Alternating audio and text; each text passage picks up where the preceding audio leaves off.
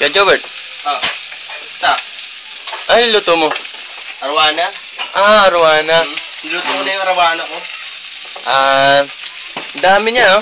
Oo, maliliit na breed. Mga rare yan, galing ng Europe. Mga galing Europe? Europe. Ilang kilo naman yan? 5 kilo.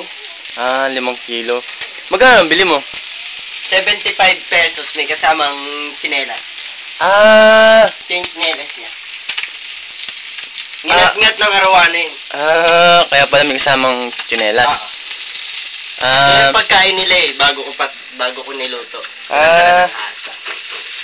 Balita ko Kuya Jobert, mahilig ka doon sa mga mga pagkain ng mga cholesterol, yung mga prito, ba yun?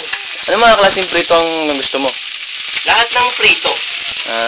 Pritong kuko ng dinosaur, pritong asong ginulat, pritong kiniliting pusa. Pero masarap naman. Masarap naman. Masarap yun. Siyempre. Ano mo klaseng prito ang ginagawa mo? Binababad ko siya ng 1 year.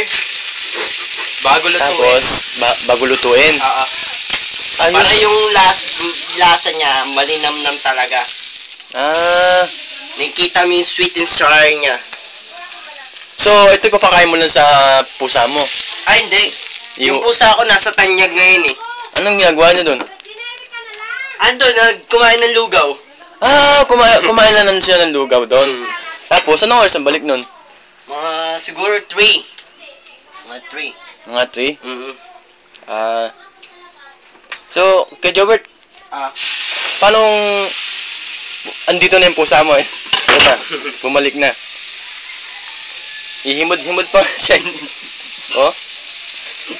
Masarap daw yung lugaw doon yata. Napaso. Napaso. Mainit kasi yung lugaw doon sa tanyag. Malinamnam. Siguro, imported siguro yung mga lugaw doon. Yung kanin doon, imported. Ganda yung ginagamit nilang malagkit.